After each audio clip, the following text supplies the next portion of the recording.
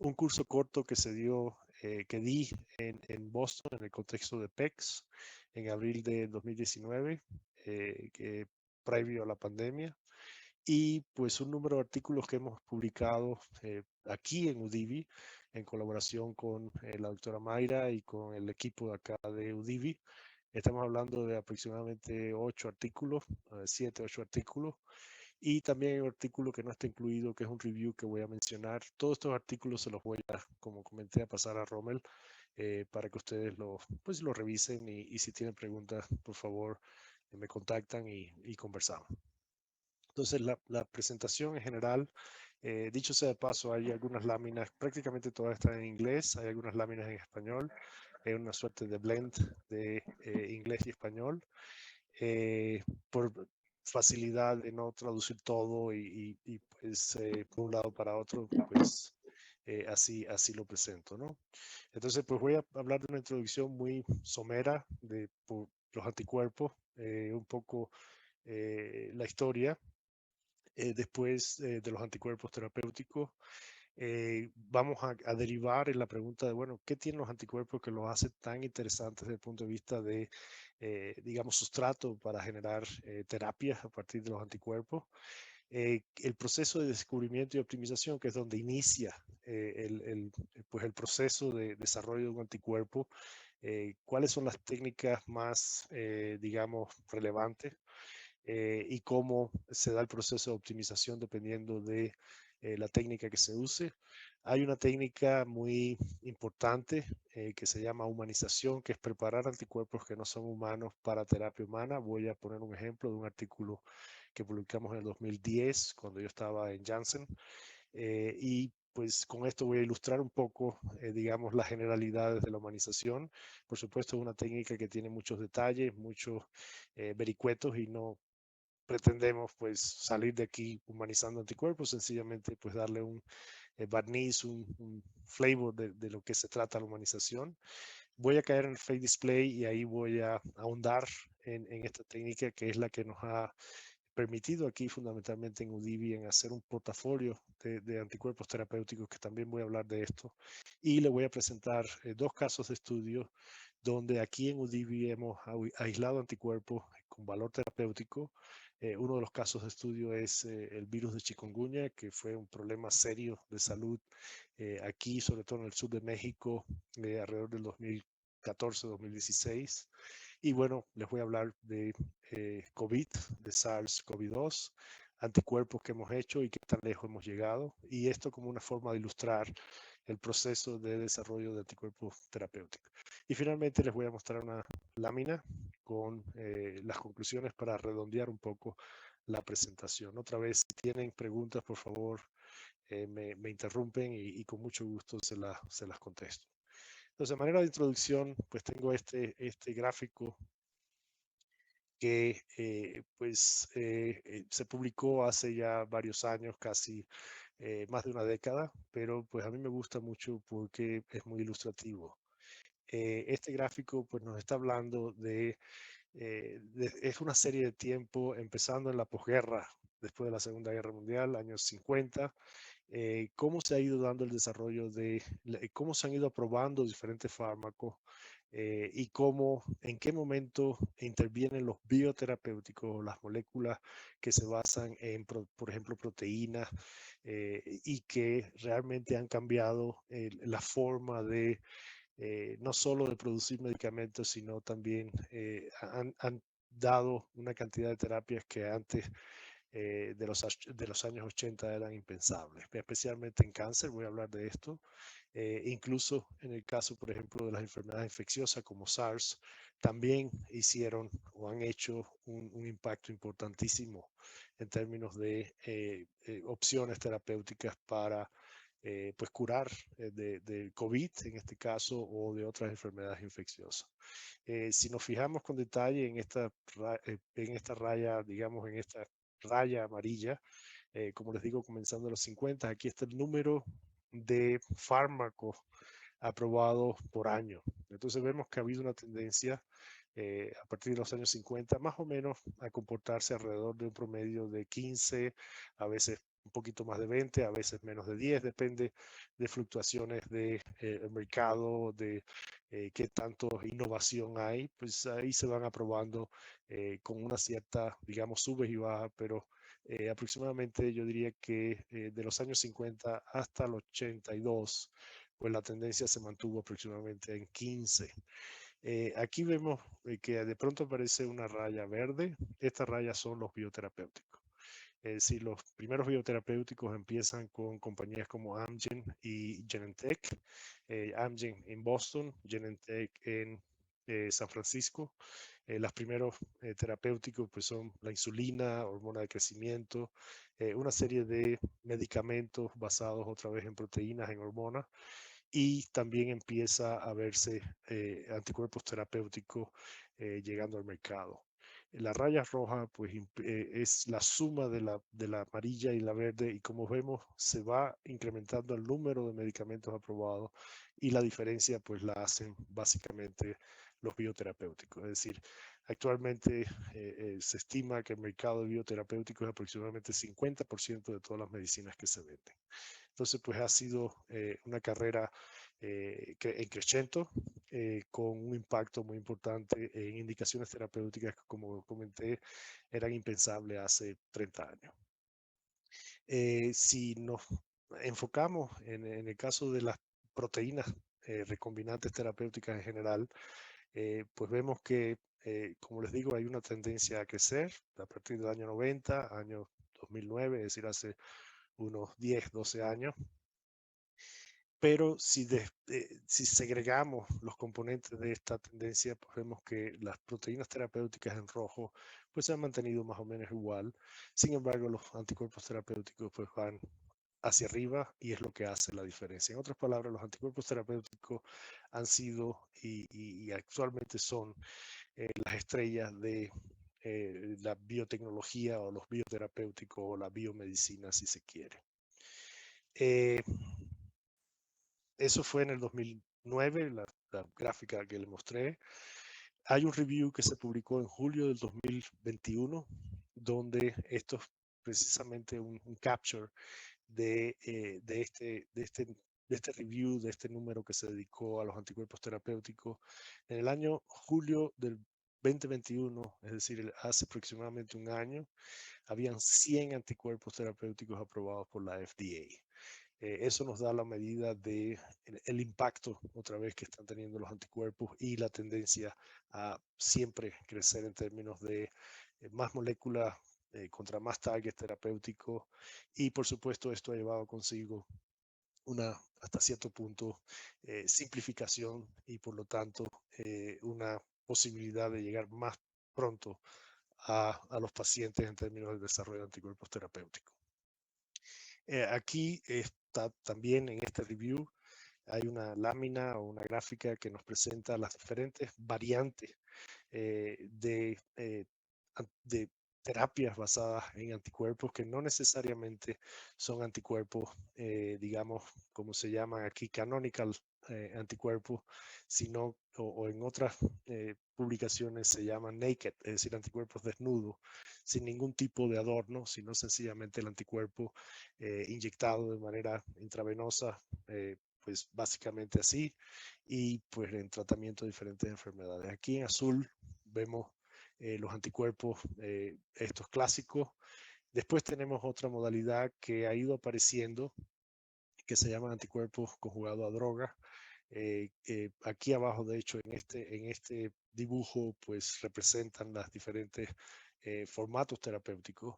Están los bispecifics, están los fragmentos de anticuerpos, y hay otras moléculas que pueden ser, por ejemplo, proteínas de fusión. Como les decía, los anticuerpos terapéuticos canónicos, pues son anticuerpos básicamente como los que encontramos en el suero, por supuesto muy específicos, con una serie de procesos para hacerlos atractivos desde el punto de vista de producción. Los anticuerpos conjugados a drogas, o antibody drug conjugates, o ADCs, son anticuerpos que se asocian covalentemente con una toxina, y la modalidad esta lo que hace es que el anticuerpo reconoce un target o una molécula, por ejemplo, un marcador tumoral, de manera específica, se internaliza en la célula y dentro de la célula pues suelta o por un proceso de proteólisis libera la toxina y es una terapia muy específica en el caso, por ejemplo, de cáncer. De hecho, si uno piensa en la quimioterapia, pues hay una intoxicación sistémica, se le cae el cabello a los pacientes, vomitan, es decir, es realmente una intoxicación severa. La idea es que pues el tumor al proliferar más rápido, pues esta intoxicación hace que se inhiba el crecimiento del tumor.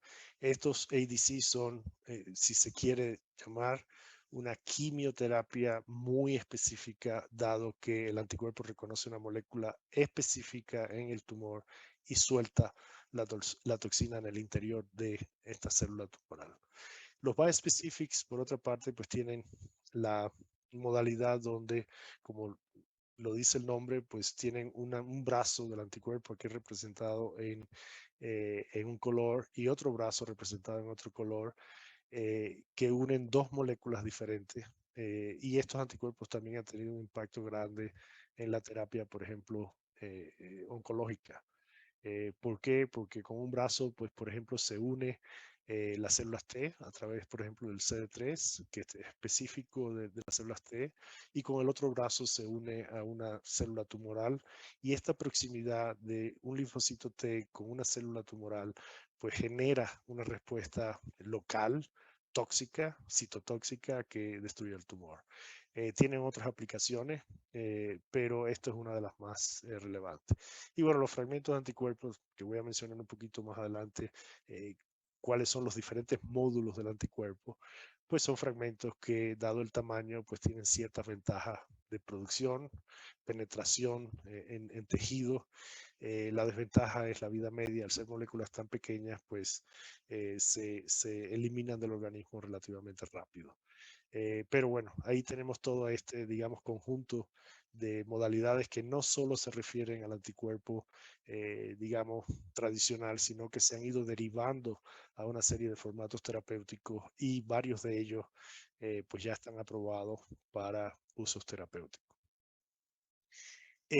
Los blancos terapéuticos más, digamos, utilizados, y esto otra vez está en este review que es bastante completo e interesante, pues hay una lista de blancos terapéuticos interesantes que no son muchos y que hay muchísima competencia entre las compañías de biotecnología, la farma, en pues buscar nuevos targets, pero realmente hay poco. Es decir, si se piensa en la cantidad de proteínas diferentes que tiene un organismo y uno ve esta lista y realmente pues no van más allá de 20.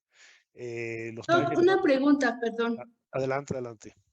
Con respecto a, por ejemplo, estos tratamientos de anticuerpos, ¿qué tanto ya son utilizados? O sea, ya están aprobados, pero por ejemplo en el mundo, ¿qué tanto ya se utilizan de forma rutinaria? Pues absolutamente muy usado. Voy a expandir más sobre esto, es decir, no solo en términos de las diferentes aplicaciones terapéuticas, sino cómo se ha ido dando el desarrollo de los anticuerpos aprobados. Y si me permites un segundo, muestro dos tablas y posiblemente te conteste la pregunta, si no, pues regresa y ahondamos en el tema. Estos son los targets. Eh, Gracias. el número de anticuerpos por targets, lo vemos acá, por ejemplo, PD1, PDL1, hay 7 anticuerpos aprobados. En el caso de CD20 hay 6. CD20 es una molécula que es un marcador de células B, y en el caso de el cáncer, pues se sobreexpresa y se puede atacar estas células, digamos, cancerosas a partir de linfocitos B y destruir los tumores causados por esto. TNF es una molécula que es una molécula que se descubrió hace muchos años y que tiene que ver con la necrosis, y que atacando esta molécula o regulando esta molécula a través de anticuerpos se logra, por ejemplo, tratamientos con artritis reumatoide, que son prácticamente el 2.5% de la población tiene algún tipo de artritis y en muchos casos es invalidante.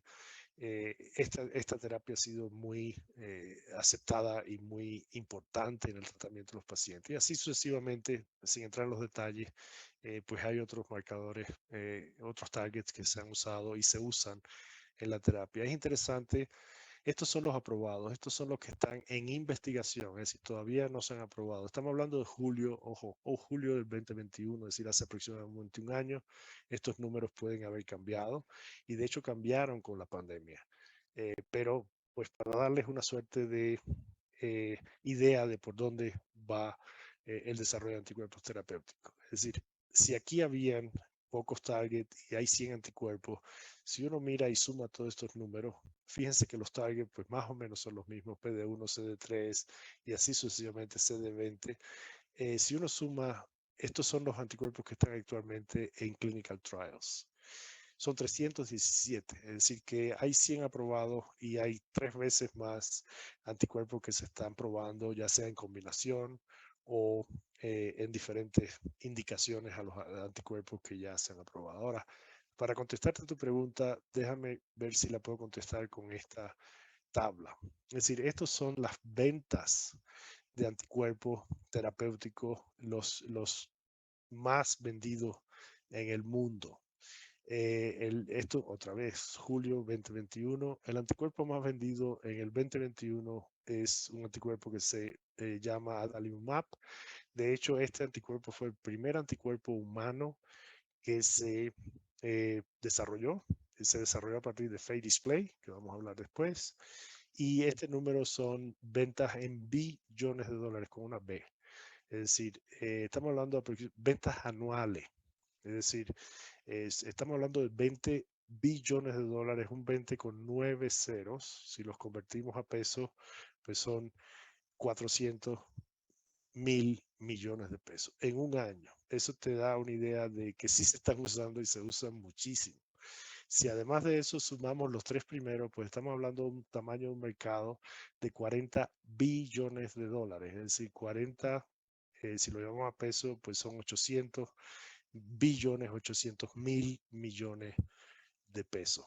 Para ponerlo en contexto, el Producto Interno Bruto de México es aproximadamente $1 trillón. Es decir, esta es una cantidad bastante significativa si sumamos todos estos números. Entonces, con eso, pues en principio, contesto tu pregunta. Hay 100 anticuerpos, estos 100 anticuerpos se están usando y una medida del uso es el número de ventas anuales.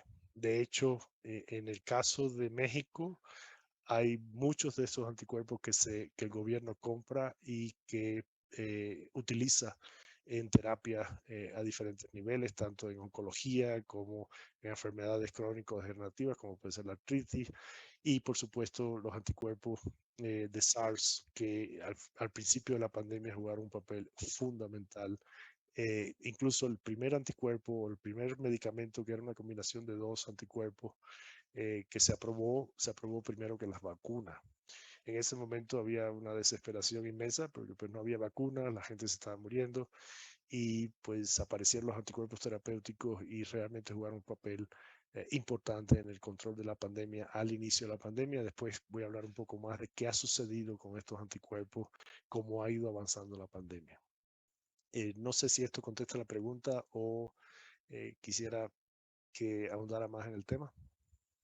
No, doctor, está muy bien. Muchas gracias. Ok, Gracias. gracias. Ok, entonces, ¿por qué los anticuerpos? Es decir, ¿qué tienen de sexy? ¿Qué tienen los anticuerpos que los hace pues tan interesantes como sustrato para terapia? Y esto lo voy a ilustrar con esta lámina primero, después voy a pasar a los detalles. Esto es una lámina que se publicó en el website de Genentech, una de las compañías líderes en el área de anticuerpos terapéuticos y en general de proteínas terapéuticas.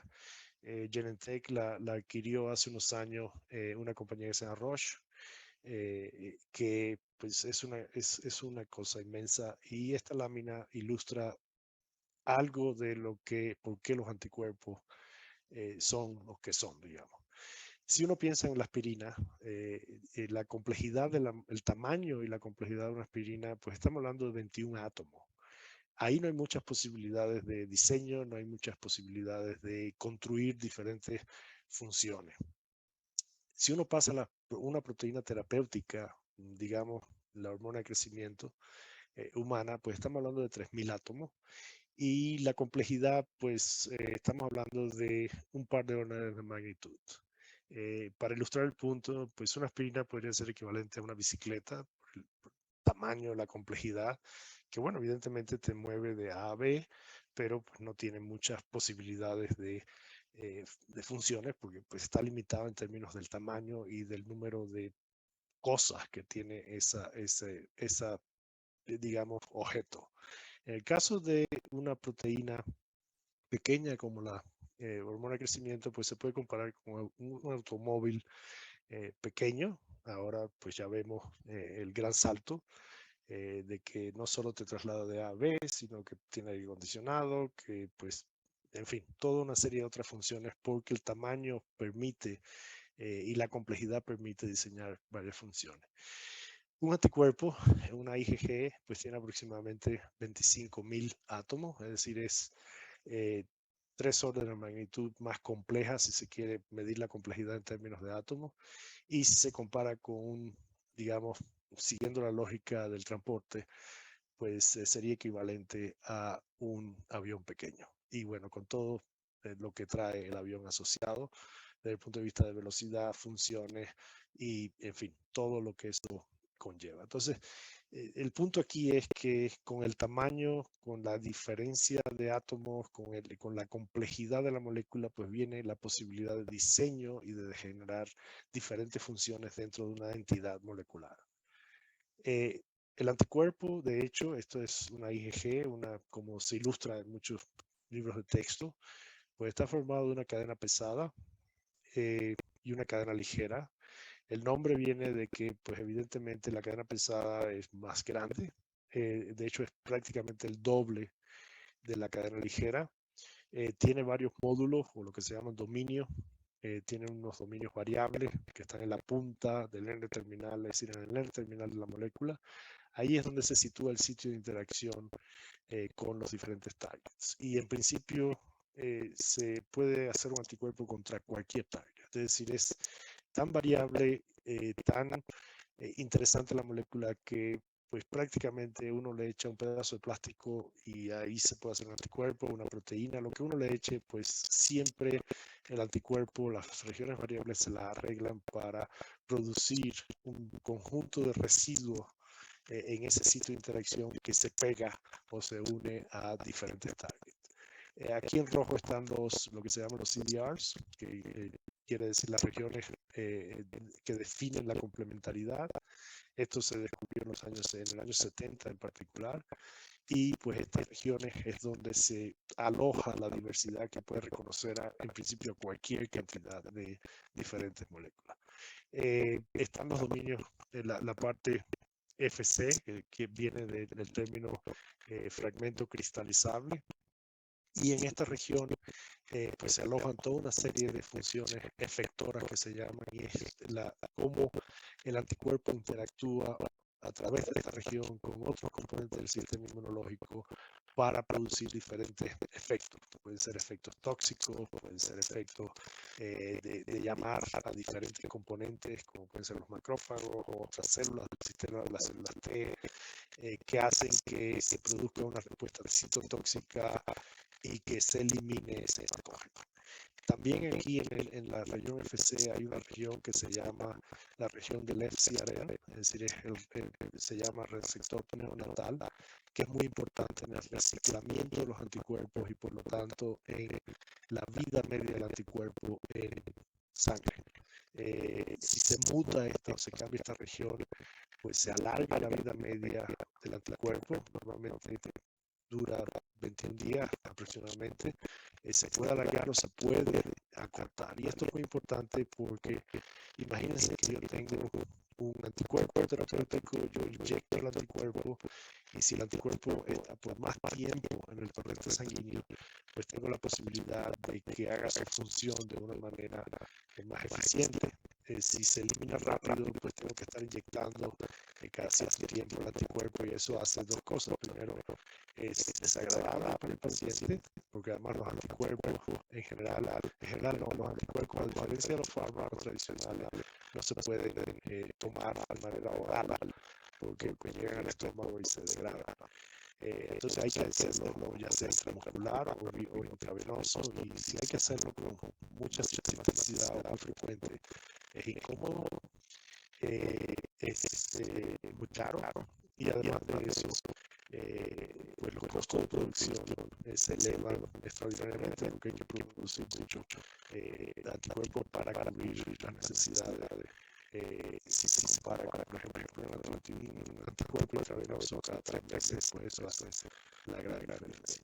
Entonces, bueno, en todas estas regiones del anticuerpo, que además es un sistema modular, se pueden combinar diferentes módulos, por ejemplo, módulos de ratón con módulos humanos, con diferentes regiones variables. Esto da un nivel de versatilidad muy grande, además de la posibilidad que tienen los anticuerpos, dada su estructura en ciencia de interacción de unirse a cualquier molécula en principio, ha hecho que los anticuerpos sean muy utilizados y que tienen muchas posibilidades de diseño y generar realmente función. No así como otras moléculas como pueden ser células de crecimiento o la albumina, otras moléculas que realmente son entidades compactas sin esta posibilidad. ¿Hasta aquí alguna pregunta, alguna duda, algún comentario? Gracias. No, bueno, entonces vamos a pasar adelante. Bueno, entonces vamos a pasar a, digamos, el segundo módulo de la presentación. El primero fue introducir los anticuerpos como ido ganando el terreno en términos de diferentes indicaciones terapéuticas y cómo se han ido viendo en el mundo de la medicina y por qué los anticuerpos resultan interesantes, muy interesantes desde el punto de vista de banco de trabajo para crear diferentes funciones y elementos terapéuticos. Ahora, ¿cómo se hacen los anticuerpos terapéuticos? El proceso de desarrollo es un proceso largo. Estamos hablando de esto también, ojo, que ha cambiado un poco por la pandemia, por la necesidad de generar anticuerpos terapéuticos más rápido. Pero digamos que es un proceso adicional de cómo se hace un anticuerpo de cero a llegar a mercado o a ser aprobado por las entidades regulatorias para ser usado el medicamento. El primer paso, como le dije al principio, es tener una molécula específica, es descubrir una molécula o hacer ingeniería de una molécula que permita tener la especificidad que se requiere y haga la función que uno quiere. En otras palabras, por ejemplo, bloquear la interacción del DNF con el receptor o del virus de SARS-CoV-2 con su receptor de la célula humana. Ese es el primer paso. Voy a ahondar en esto bastante durante la presentación. No necesariamente el primer paso nos lleva a un anticuerpo, vamos a decir, final, que se pueda llevar a la clínica, sino que a veces hay que hacer un proceso de optimización, como puede ser mejorar la finalidad del anticuerpo, humanizarlo si el anticuerpo es humano, cambiarle el FC, esa parte de la que tiene que ver con el sistema inmune para ya sea crear funciones efectoras o incluso atenuarlas, porque eso puede ser tóxico en ciertas indicaciones. Por ejemplo, si se quiere bloquear, solo bloquear la interacción del receptor y el ligando, luego uno no quisiera, si ese receptor está como la molécula de otra célula, que pues genere una respuesta inmune que destruya otros tejidos que no necesariamente son los que queremos. Entonces, eso es otra parte de la ingeniería que se llama FC Engineering. Voy a mencionarlo después. Y una vez que se tiene una molécula, digamos, interesante desde el punto de vista de unión de características químico-físicas, pues comienza los ensayos funcionales a ver si la molécula realmente hace lo que uno desea que haga la molécula. Y esto se hace en dos pasos, básicamente. Otra vez, esto es una sobresimplificación, pero para darles una idea de cómo es el proceso, además, dicho sea de paso, aquí está hecha una línea, pero no necesariamente el proceso es lineal. A veces hay una molécula que falla, hay que regresarla, hay que optimizarla y así sucesivamente. Pero digamos, para tener una idea, como dicen, a vista de pájaro, de qué cosa es un proceso de desarrollo de anticuerpos terapéuticos. Entonces, lo primero son los ensayos funcionales en célula, lo que se llama ensayos in vitro, donde se prueba en un sistema de células si el anticuerpo, por ejemplo, pues bloquea o el anticuerpo pues libera ciertas moléculas que son citotóxicas, y todo esto se hace en células y se va avanzando en términos de complejidad en el proceso, y además de eso se va minimizando o se va disminuyendo el riesgo de que el anticuerpo pues, pueda ser tóxico antes que llegue a humano y que tenga la eficacia que se desea. Lo que sigue son los ensayos en vivo, es decir, hay que definir un modelo animal, por ejemplo, un ratón transgénico, como en el caso de SARS, donde pues yo le infecto con el virus, le pongo el anticuerpo y veo si realmente el ratón sobrevive. Si se compara, por ejemplo, con una población de ratones que están infectados pero que no tienen el tratamiento con el anticuerpo. Una vez que esto es lo que define la eficacia del anticuerpo en los animales, aquí es donde realmente se sabe o se determina si el anticuerpo sirve o no sirve. Si el anticuerpo no produce la eficacia deseada, pues realmente no vale la pena seguir invirtiendo en ese anticuerpo. Una vez que se tiene un anticuerpo interesante desde el punto de vista de la biología, pues aquí hay que desarrollar una línea estable que produce el anticuerpo en grandes cantidades para los ensayos que siguen, que son básicamente los ensayos de toxicidad en especies relevantes, como puede ser, por ejemplo, monos, o incluso en el fase 1 en humanos, donde se ve la toxicidad del anticuerpo en sujetos sanos.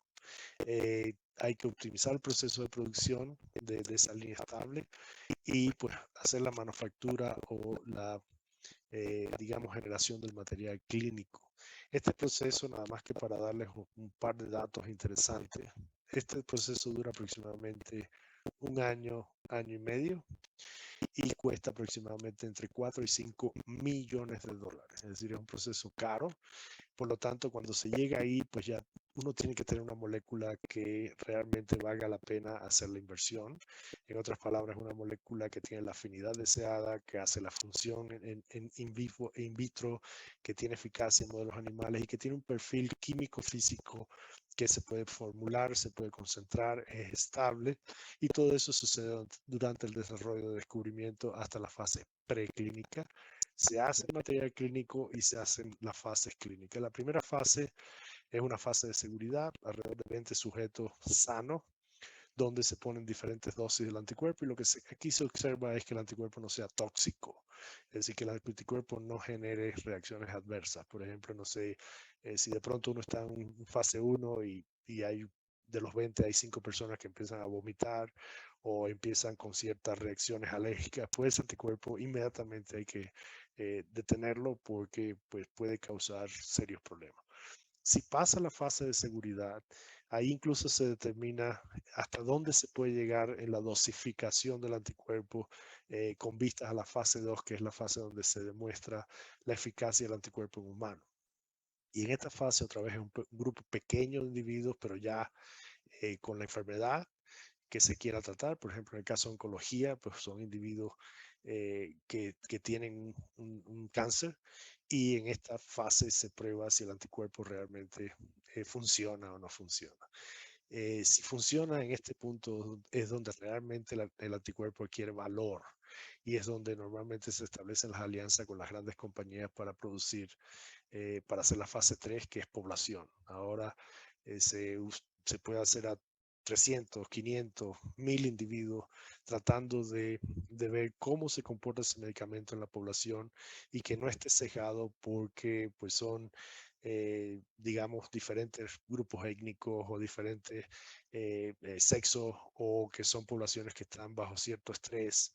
Entonces, aquí es donde la fase 3, que no es otra cosa que una extensión de la fase 2, es donde se ve si realmente este anticuerpo se puede utilizar en la población.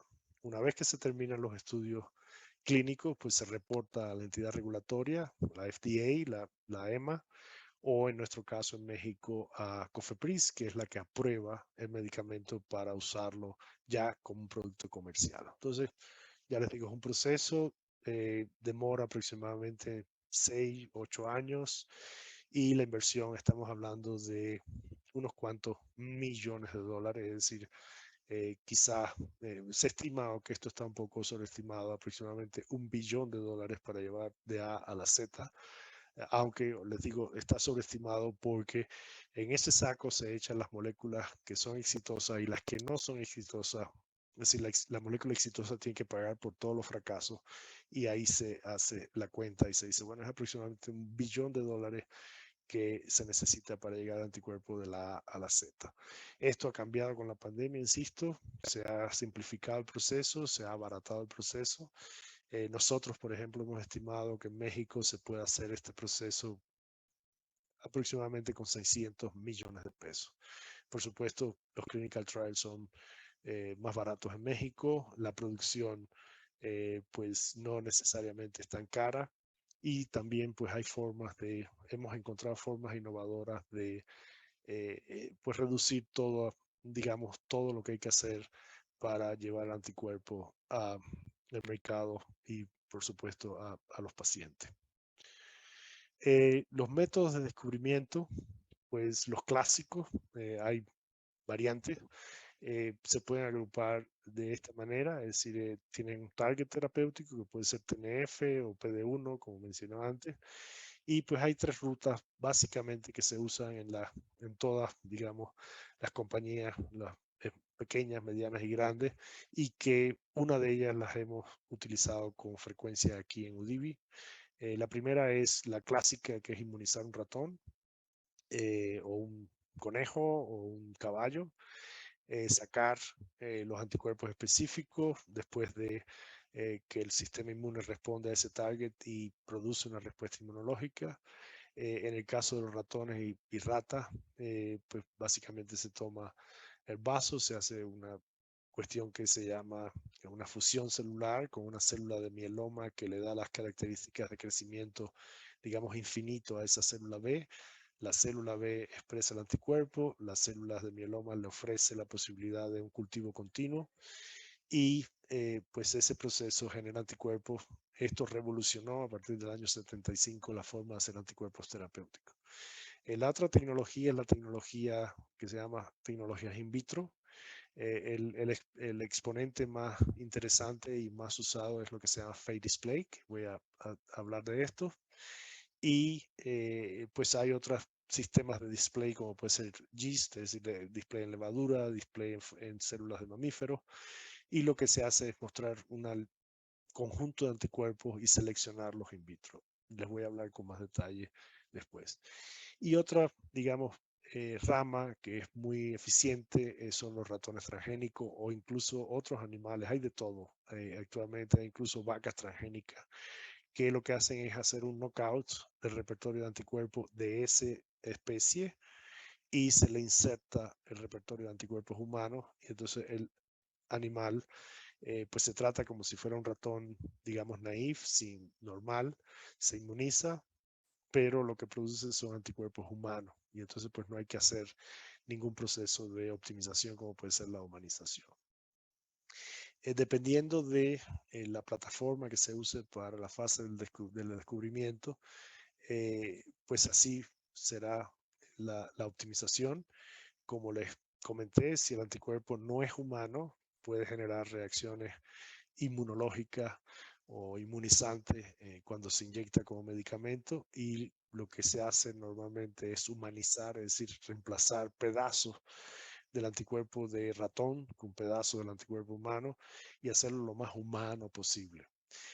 Muchas veces el anticuerpo sufre durante ese proceso de ingeniería. Hay que hacer un proceso que se llama maduración de la afinidad. Les voy a poner un ejemplo rápido. Y en el caso, este proceso es relativamente costoso, es decir, la humanización, la maduración de la afinidad, aunque es barato hacer anticuerpos en ratones, el proceso de desarrollo de un anticuerpo para usos terapéuticos, pues se encarece porque hay que hacer humanización, maduración de la afinidad y otra serie de procesos. De hecho, el triángulo verde este que está aquí representa el esfuerzo y, digamos, el gasto que hay que hacer dependiendo de las plataformas que se utilicen. En el caso de Fate Display, como voy a mencionar más tarde, pues se usan librerías de anticuerpos humanos, no hay que hacer humanización y pues, en algunos casos hay que hacer maduración de la afinidad porque pues el anticuerpo no es lo suficientemente potente. Y en el caso de los animales transgénicos, pues la ventaja que tienen es que tienen lo mejor de los dos mundos, es decir, se producen anticuerpos humanos, no hay que humanizarlos, y además de eso el sistema inmune del animal transgénico pues se encarga de hacer el proceso de maduración de la afinidad y esos anticuerpos pues se pueden aplicar de manera, digamos, expedita en terapia.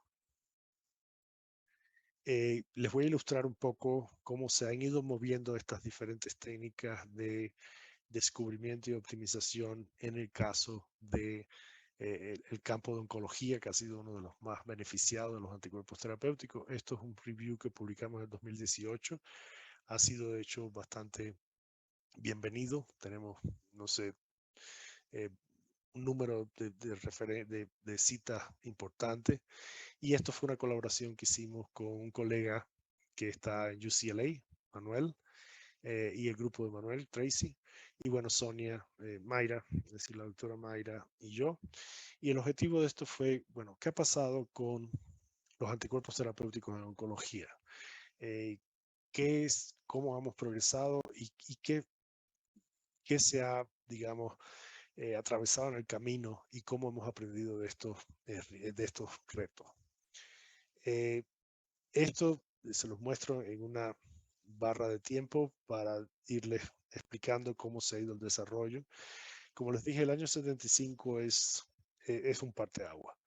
En el año 75, en dos personas, un argentino y un alemán, trabajando en Cambridge, en el MRC en Inglaterra, descubrieron o inventaron una tecnología que se llama la tecnología de hibridoma, donde, como les comenté, fusionando dos células, una que da las características al cultivo celular de crecimiento infinito y otra que es una célula B que expresa anticuerpos específicos, al fusionar esas dos células, que por eso se llama hibridoma, porque es un híbrido de dos células diferentes, pues ellos lograron establecer cultivos continuos de células B y con esto lograron dos cosas básicas que no se habían hecho antes. Una, producir anticuerpos de una sola especificidad, que se pueden caracterizar, se pueden aislar, se pueden, desde el punto de vista de producción, se puede hacer un proceso que repita una y otra vez la misma molécula.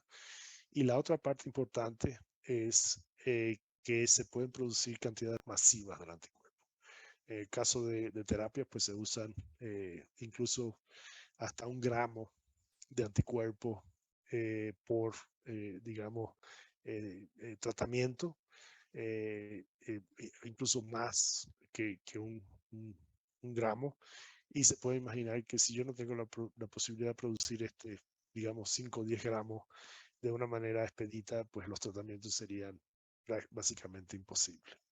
Entonces, con estas dos características de los hibridomas, de hecho le dieron el premio Nobel a estos dos señores, Milstein y Kohler, por haber descubierto y optimizado esta tecnología que revolucionó la inmunoterapia moderna. A partir de ahí, pues observaron, les hablé de la inmunogenicidad, es decir, un anticuerpo de ratón en un background inmunogénico humano, pues es una proteína foránea, el cuerpo reacciona, el sistema inmune reacciona y genera todo tipo de respuestas que pueden ser desde un shock anafiláctico y el individuo se muere hasta pues reacciones alérgicas Y en el mejor de los casos, aunque no es muy bienvenido, se generan anticuerpos que neutralizan ese anticuerpo de ratón y eventualmente la terapia pues es totalmente inefectiva. Hay otro elemento y es que la parte del FC que les comenté no interactúa bien la de ratón en el contexto humano. Entonces, las funciones efectoras del anticuerpo pues, se atenuan y si uno quiere generar, por ejemplo, una respuesta citotóxica, pues no necesariamente lo hace. En el año 84, un grupo en UCLA, precisamente Manuel, pues trabajó con y trabaja en el laboratorio de la persona que inventó este método que se llama Jerry Morrison. En el año 84, gracias a la modularidad de los anticuerpos, produjo anticuerpos quiméricos, es decir, el FC de humano, o el FC de humano y la parte de la región variable de ratón, y con eso logró dos cosas: minimizar la respuesta o atenuar respuestas inmunogénicas y además de eso lograr una función efectora mucho más eficiente. El próximo paso se dio en el año 86. Aquí se publica el primer artículo de inmunización que es: los anticuerpos quiméricos son menos inmunogénicos, pero todavía son inmunogénicos. Y lo que hizo Greg Winter en el año 86, de hecho Greg Winter trabajaba en un laboratorio al lado de Milstein, en el MRC, pues lo que hizo fue quitar los pedazos que eran de ratón, todo lo que se podía quitar del ratón y ponerle pedazos humanos y así hacer una molécula mucho menos inmunogénica.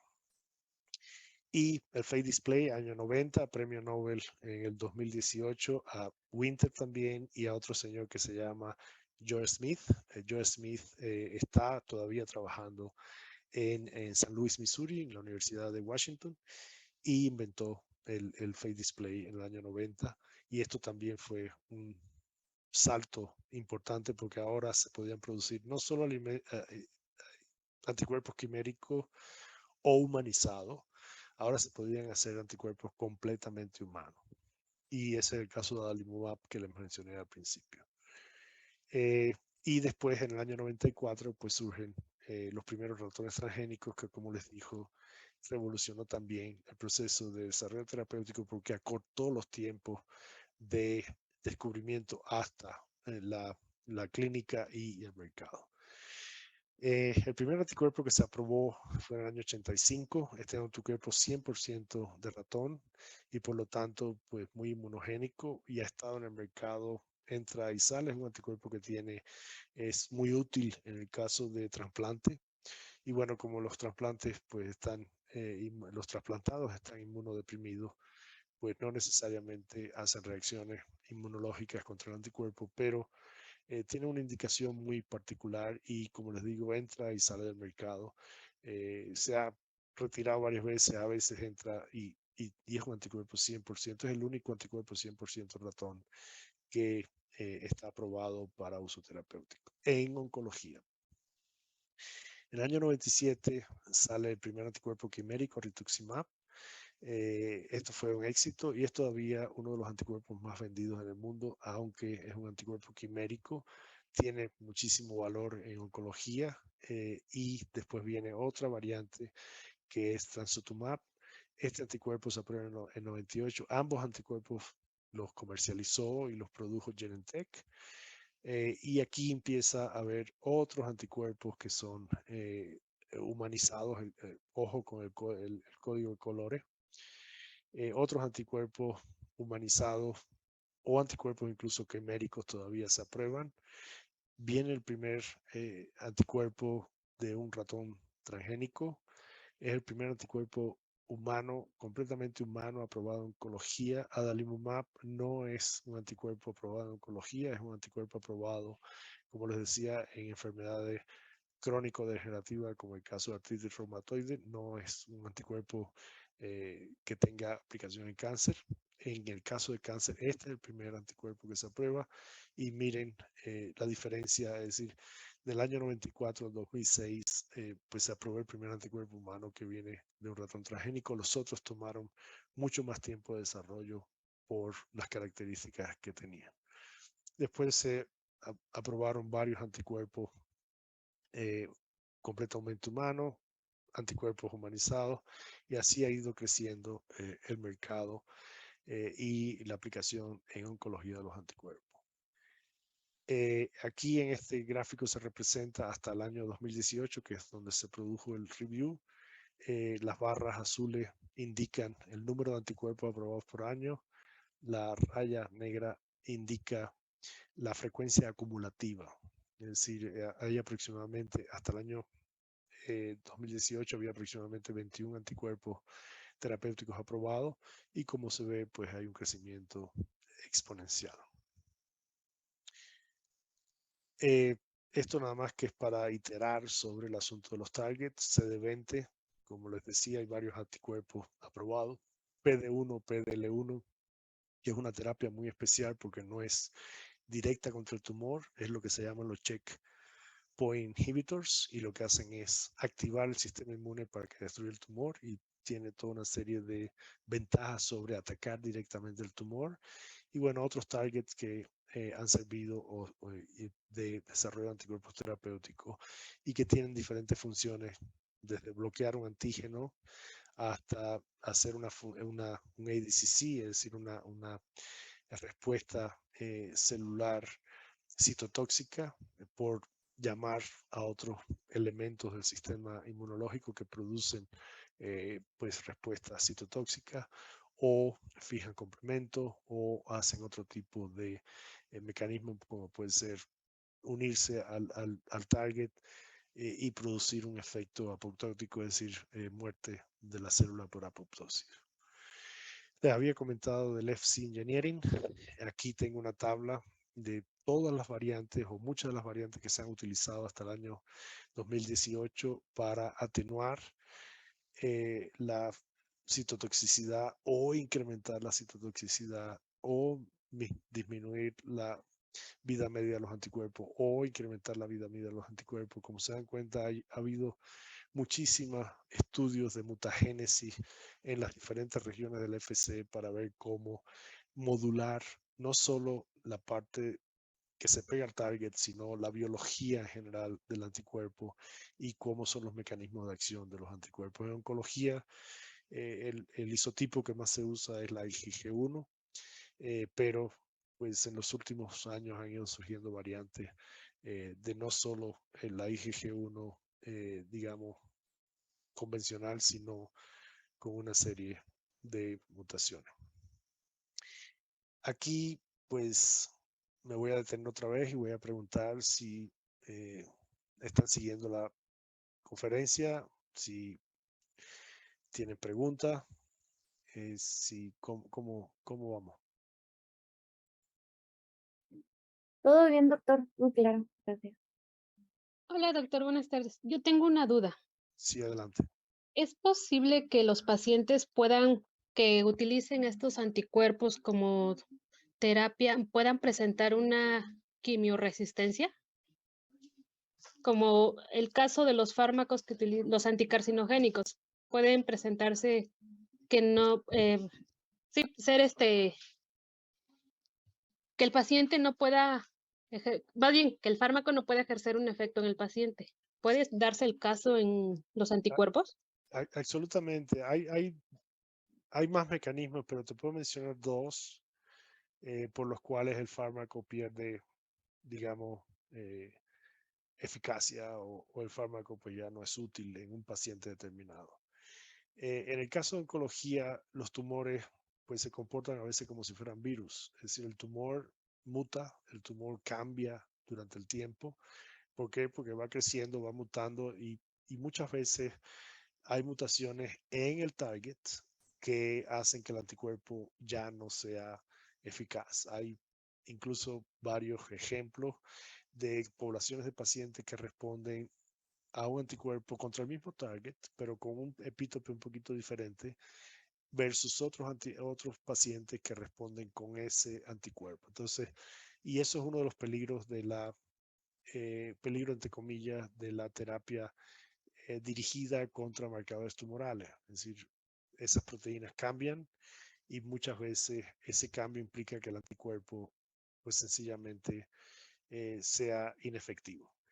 Ese caso incluso es más crítico, más visible en el caso de las enfermedades virales y vamos a ver un poco de eso hacia el final de la presentación, donde las variantes que se llaman variantes de concern, en el caso del SARS-CoV-2 han ido es decir, han ido aniquilando los anticuerpos terapéuticos que se han ido generando.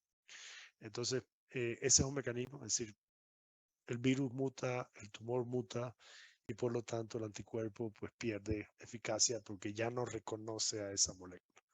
El otro mecanismo, y que les comentaba de la inmunogenicidad, si el anticuerpo es inmunogénico, la respuesta inmune del paciente pues produce moléculas, anticuerpos contra esos anticuerpos. De hecho se llaman ADAs, es decir, anti-drug antibody, es decir, son anticuerpos específicos contra el anticuerpo terapéutico que eventualmente incluso hacen que el anticuerpo sea inefectivo porque llegan esos anticuerpos del paciente, bloquean al medicamento y pues ya el medicamento no funciona. De hecho, hay lo que se llama terapias de reemplazamiento. En otras palabras, yo empiezo con un anticuerpo, por ejemplo, en el caso de TNF, hay varios anticuerpos en el mercado, adalimumab, infliximab, etanercept, que no es exactamente un anticuerpo, pero también es una terapia TNF porque es el receptor de TNF con un FC. Y entonces lo que se hace es que cuando una de las terapias o la terapia inicial ya no es efectiva por la generación de anticuerpos que neutralicen a ese anticuerpo, pues se cambia a otro anticuerpo. Por ejemplo, se empieza con infliximab, ya cuando infliximab empieza a perder potencia porque lo neutraliza el sistema inmunológico del paciente, pues se sigue con adalimumab, se neutraliza etanercept y así se va reemplazando. Eso sobre todo los tratamientos que son crónicos, y como en el caso de la artritis reumatoide o otras enfermedades autoinmunes. En el caso de oncología, pues como el tumor, bueno, la expectativa es que el tratamiento destruya el tumor y no hay que estar crónicamente aplicando el medicamento. Esto es más crítico en el caso de los tratamientos crónicos, donde cada 6 meses hay que poner anticuerpos para regular el TNF. Entonces, pues suceden estos dos mecanismos. En resumen, sí, se ven casos donde los anticuerpos son inefectivos, en el caso de oncología porque muta el tumor, o en el caso de enfermedades infecciosas porque muta el virus. En el caso de enfermedades crónicas donde hay que aplicar el tratamiento básicamente de por vida, pues se generan respuestas inmunológicas que neutralizan el medicamento, hay que usar terapias de reemplazamiento. Okay. Muchas gracias, doctor. Ok. ¿Alguna otra pregunta para pues animar un poco? ¿No? Bueno, pues seguimos, nos queda aproximadamente una hora. En la próxima hora, pues vamos a entrar en más detalle de no solo, digamos, los aspectos generales de la terapia, de cómo se hacen los anticuerpos, cuál es el proceso de producción, los costos y las aplicaciones. Vamos a ver más ahora ingeniería de anticuerpos. Entonces, pues déjenme empezar con la humanización. Voy a ir muy rápido. Los métodos de humanización nos invitaron a escribir un review en el año 2008 y la pregunta es, bueno, pues hay un montón de artículos sobre humanización, ¿qué hacemos con esto? Y entonces nos dimos la tarea de clasificar los métodos de humanización dependiendo de cómo se hacen. En este momento yo era en Janssen el líder del grupo de diseño de anticuerpos y todos los anticuerpos que iban a humanizarse en la compañía venían a mi grupo. Y pues teníamos mucha experiencia en humanización y nos lanzamos a hacer esto, ¿no? Es decir, dividimos los métodos en métodos racionales y métodos empíricos. En el caso de los métodos racionales, pues hay una serie de métodos, lo que se llama CDR grafting, SDR grafting, resurfacing, superhumanization o human string content optimization. El mayor driver o el mayor, digamos, motivación para generar diferentes métodos de humanización fueron las patentes iniciales del grupo de Winter en el año 89, que eran patentes cubrían mucho terreno y eran bastante fuertes. y pues eso estimuló la generación de métodos alternativos como son este del SDI grafting, así sucesivamente. Actualmente ya no hay patente, ya las patentes expiraron, en el año 89, la patente normalmente dura 20 años, 18, 20 años. Y pues el método que se usa actualmente clásico es el CDI grafting, pero otra vez hay una serie de métodos alternativos que se desarrollaron y que pues vale la pena pues conocer. En el caso de los métodos empíricos, pues hay varios métodos. Aquí hay 3 ejemplos. Guided Selection. Este fue el método que generó, de hecho, Adalimumab. Framework Libraries. Este fue un método que se desarrolló en MedImmune, una compañía bastante grande. Después la compró AstraZeneca. Y Human Editing, que es un método que inventó una pequeña compañía para pues tratar de escapar de las patentes. No llegó muy lejos el método, pero pues vale la pena otra vez saber que existe. ¿Cuál es la diferencia fundamental en los métodos de humanización? En el caso de los métodos racionales, se necesita una persona que entienda los anticuerpos, que sea capaz de hacer ingeniería de los anticuerpos, de identificar residuos aquí en rojo que son importantes para la unión con el target y no tocar esos residuos, porque si se lo toca esos residuos, pues se pierde la interacción con el target y no vale la pena la humanización. Se necesita por eso cierta racionalidad, cierto conocimiento de la molécula, y lo que se hace es que se crean unas pocas variantes sustituyendo los pedazos del humano, del ratón por el humano. Esas variantes se someten a un ensayo para ver si funciona o no funciona la humanización, y si no funciona, pues se regresa al principio y se hacen otros mutantes. Eso se llama design cycle, es decir, ciclo de diseño. Y ahí se generan unas pocas moléculas y, como les digo, es un proceso iterativo racional donde la persona que lo está haciendo pues tiene que entender de qué se tratan los anticuerpos, cuáles son los residuos que están interactuando y cómo hacer la sustitución de las otras partes sin comprometer la unión al target. En el caso de los métodos empíricos, como su nombre lo indica, pues estos son, básicamente no se requiere ser un experto en anticuerpos, ingeniería de anticuerpos, y digamos, descansa en los grandes números, es decir, se generan muchas variantes y esas variantes pues se someten a un high throughput screening, es decir, se analizan cientos, miles, decenas de miles de variantes y se selecciona la variante que funcione. No es un proceso, es un proceso ciego, mucho más empírico, donde pues lo que hace, digamos, el truco es la posibilidad de tener muchas variantes, muchas de ellas no van a funcionar, algunas van a funcionar.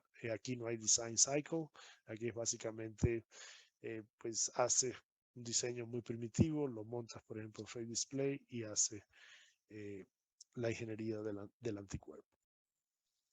El ejemplo que les voy a poner es de CDI grafting. Como le digo, este es el método por excelencia. Este fue el que desarrolló Winter.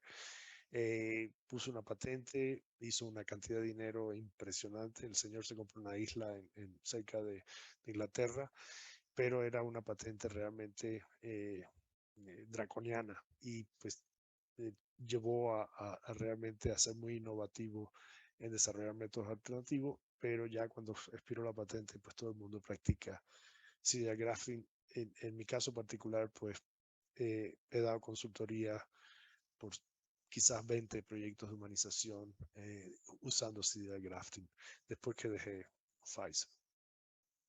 Este artículo, como les digo, lo publicamos en el 2010 junto con el grupo de Janssen. Franson Johan es el autor primario, él pues trabajaba en mi grupo. Alex también era cristalógrafo. Raghu era bioinformático. Hay un montón de ingenieros moleculares, es decir, de biología molecular. Tai pues era el que estaba encargado del ViaCore y así sucesivamente.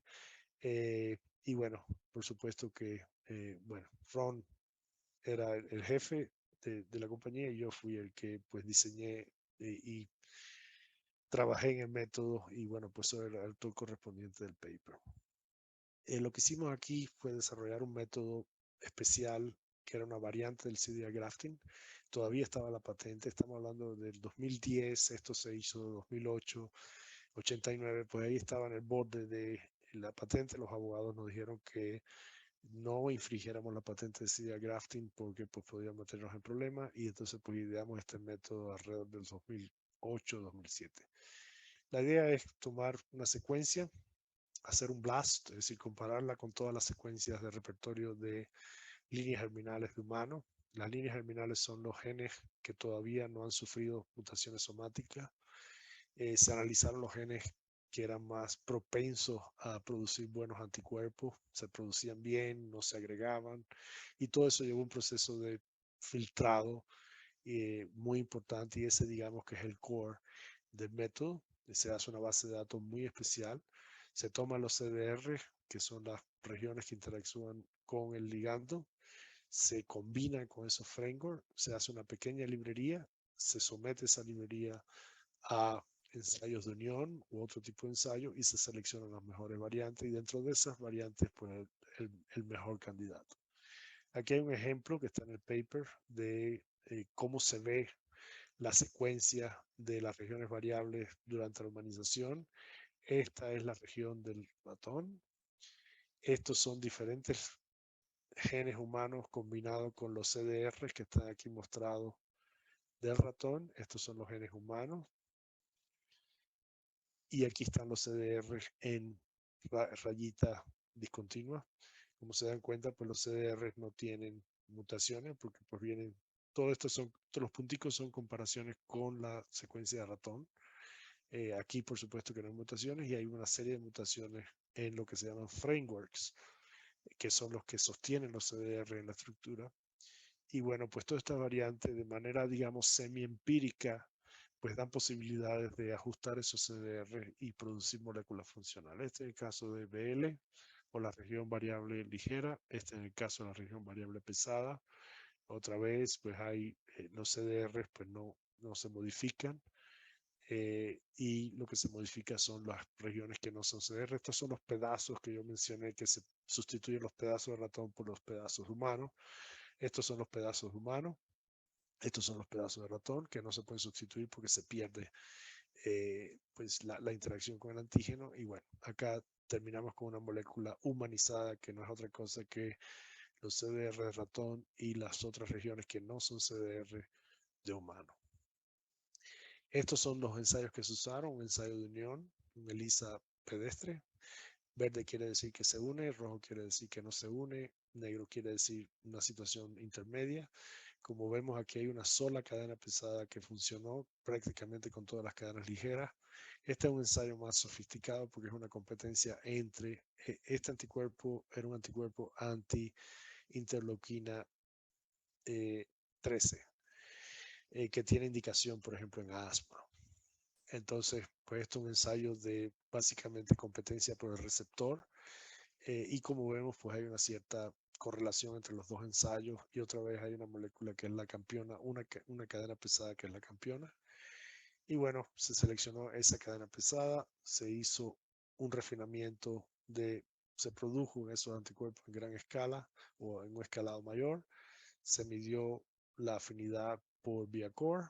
El anticuerpo original tenía 58 picomol, el anticuerpo quimérico, es decir, con el FC de humano 54, es decir, más o menos lo mismo.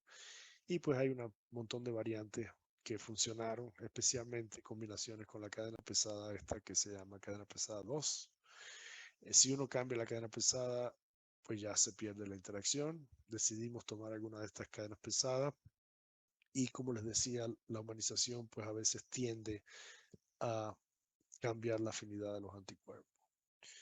En este caso, si uno compara la molécula original es 58 picomol, la molécula mejor humanizada pues son 250, es decir, hay un 5 veces menos afinidad, y eso nos llevó a madurar la afinidad. Hicimos una estrategia que no me voy a detener mucho en esto, para poder llegar al final de la presentación por el tiempo.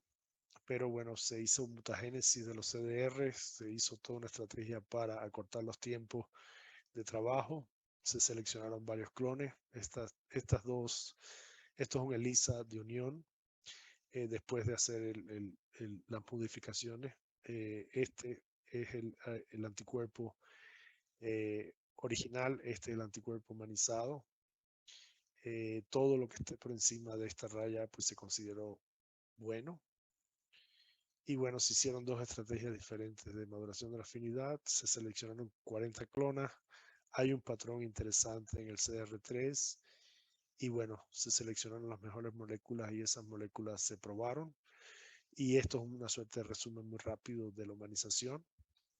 El anticuerpo de ratón tenía 50 picomol. El anticuerpo, después de hacer el CDA grafting, nosotros le llamamos HFA para diferenciarnos de la patente de Winter. Perdió 5 veces la afinidad y después de hacer la maduración de la afinidad, que fue el candidato final, llegamos a 15 picomol, que es incluso superior al anticuerpo de inicio. Dicho sea de paso, este anticuerpo llegó hasta humano, pero se detuvo el proyecto porque pues había otras competencias en Lilly y otras compañías que estaban más avanzadas y se decidió no seguir invirtiendo en este proyecto. Caigamos en Fate Display. Nos quedan 45 minutos aproximadamente. Vamos a dedicar un poquito de tiempo a esta técnica. ¿Qué cosa es el Fate Display? Pues el Fate Display se parte de una librería de anticuerpos de fagos que muestran fragmentos de anticuerpos en la superficie del fago. De hecho, el primer artículo se publicó en el año 95 por George Smith, otra vez premio Nobel 2018. Él mostró que uno puede fundir o asociar de manera covalente los fragmentos de anticuerpo a ciertas proteínas del fago y mostrarlas en el fago de manera funcional. Por eso se llama Fate Display, es decir, mostrado en fago. Ahora, ¿qué de simpático tiene el fago este? El fago es un virus que infecta bacterias, por eso se llama fago. Es decir, tiene la capacidad natural de infectar, por ejemplo, células de bacteria de Escherichia coli.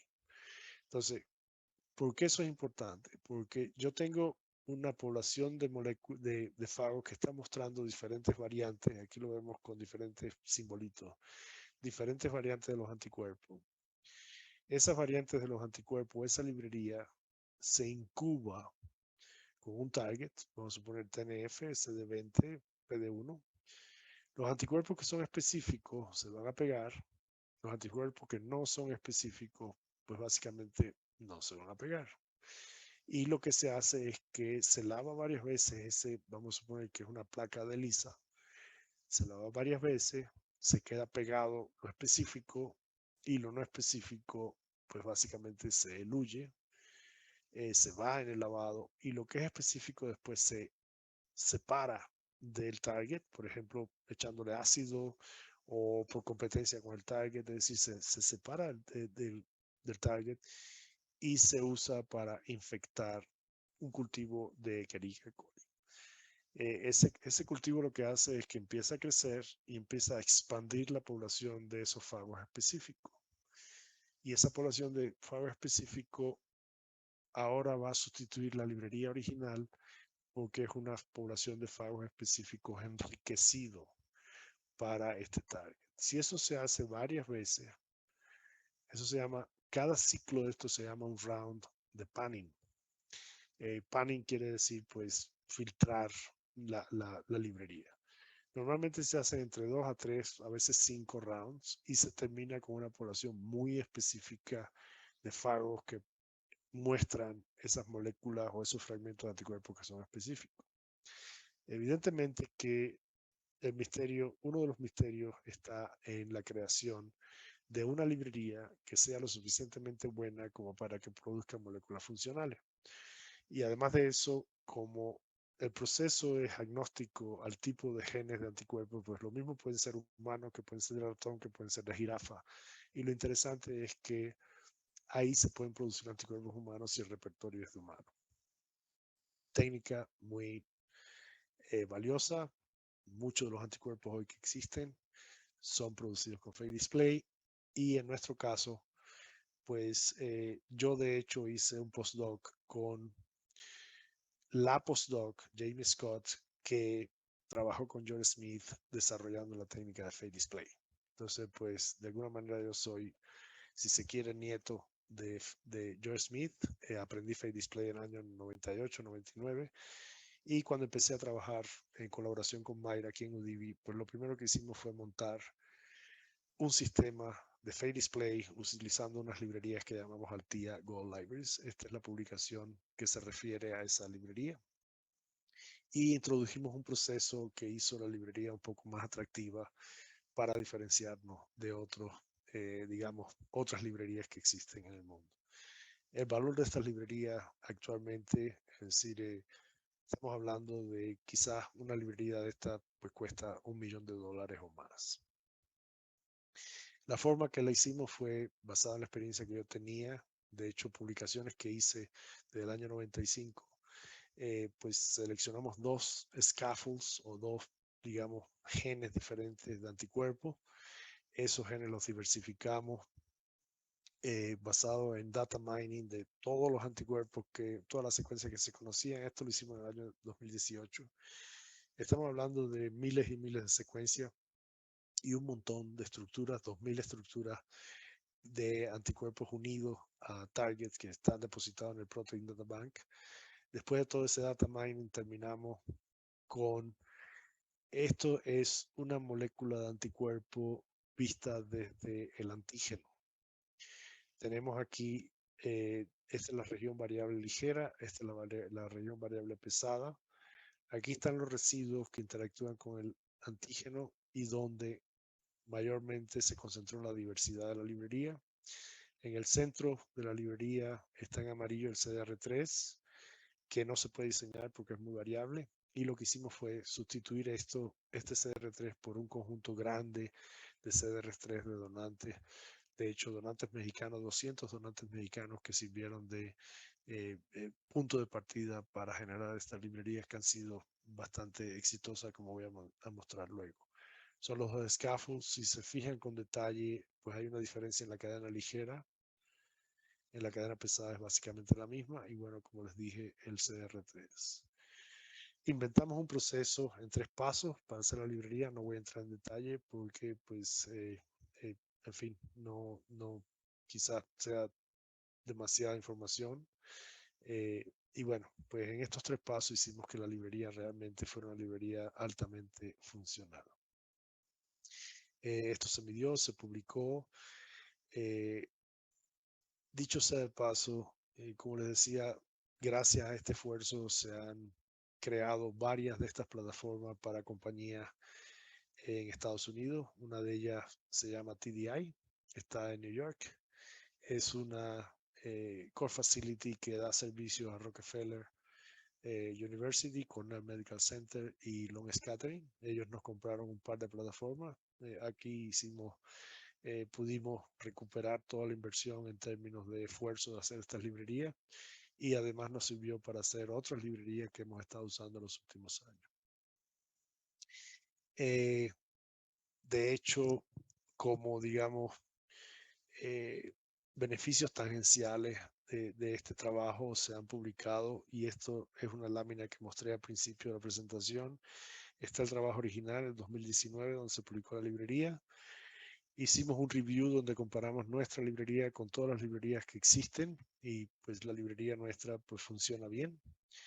Hicimos un trabajo de generar anticuerpos anti-chikungunya que se publicó en una revista de muy buen impacto. Les voy a mostrar muy rápido este caso estudio. Se generaron anticuerpos que sirvieron de control positivo en un kit diagnóstico que es el único kit diagnóstico 100% mexicano aprobado por la autoridad para comercializar en México. Se aislaron anticuerpos, y esto lo voy a expandir un poco más sobre este artículo, y es un anticuerpo que reconoce todas las variantes de SARS, incluyendo Wuhan, Delta y Omicron. Y pues esta es la caracterización biológica del anticuerpo. Les voy a mostrar más de esto. y finalmente un review de todos los anticuerpos terapéuticos anti-SARS-CoV-2 que creamos en el trabajo preparatorio de nuestro anticuerpo. También nos ha permitido tener un portafolio de anticuerpos terapéuticos, incluyendo el anticuerpo de SARS-CoV-2, que actualmente está en el preámbulo del Cell Line Development. Como les mostré al principio, pues es un proceso largo, ya nosotros estamos en Cell Line Development. Tenemos un anticuerpo anti-PD1 que está en la fase de optimización, prácticamente ya optimizado para pasar al desarrollo preclínico. Tenemos anticuerpos anti-TNF, anti-CD20 y el anticuerpo los anticuerpos que le mencioné de chikungunya. Para ilustrar esto que estamos hablando del Face Display con nuestro trabajo, y estos son parte de las publicaciones, pues tengo dos casos de estudio, el anticuerpo anti-chikungunya y el anti-SARS. El anticuerpo anti-chikungunya, que es el primer caso de estudio, pues en colaboración acá en UDIVI, lo primero que hicimos fue aislar el virus de chikungunya. Aquí hay una microscopía electrónica que se hizo en el IBT para mostrar la morfología del virus, que coincide con lo que se esperaba. Esto es un gel de SDS de las proteínas de chikungunya, mostrando las proteínas de la cápside a la talla que deben corresponder. Y esto son tres anticuerpos, dos anticuerpos que son los anticuerpos más potentes que hay neutralizantes contra chikungunya. Lo tomamos de una patente, los creamos aquí, los expresamos, los caracterizamos. Y este anticuerpo, que es un anticuerpo comercial, que es el anticuerpo mejor comercial, basado en una serie de artículos y una serie de, digamos, notas de prensa que hay contra chikungunya. Entonces, esto es un anticuerpo comercial, esto es un anticuerpo que están patentados, lo usamos como controles positivos para ver que realmente lo que teníamos era virus de chikungunya y que además de eso el virus funciona. Digamos, no lo destruimos durante el proceso de purificación y caracterización del virus. Los anticuerpos se unen con una afinidad alta y además de eso tienen curvas dosis-respuesta esperadas. Con ese material empezamos a trabajar con nuestra librería, hicimos 3 rounds de panning y al final pues llegamos, después de un proceso largo y tedioso de caracterización, llegamos a anticuerpos, en particular este anticuerpo que se llama C7, que es este anticuerpo que está en rojo. Si lo comparamos con estos anticuerpos, digamos, de patentes o comerciales, pues nosotros no estamos muy lejos de los mejores anticuerpos que hay contra chikungunya. Hay otros anticuerpos que no son tan buenos, pero lo interesante es que unen otros epítopes del virus de chikungunya. Incluso diseñamos un sistema de detección de sándwich donde capturamos como anticuerpo, revelamos como el otro, e incluso hicimos muestras del virus de chikungunya en suero y vimos la recuperación y pues todo está perfecto. De hecho, por eso aceptaron el artículo.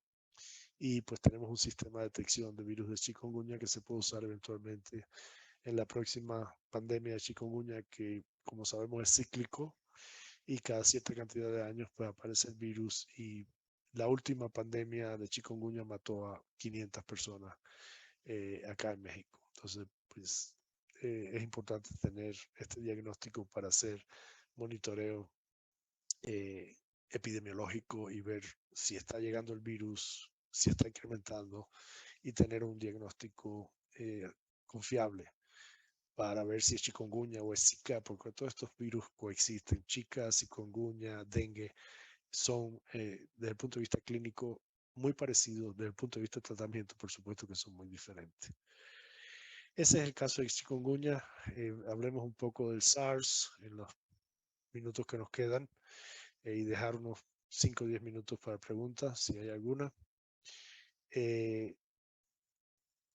La evolución del virus de SARS, ustedes pueden quizás estar algo familiarizados con esto.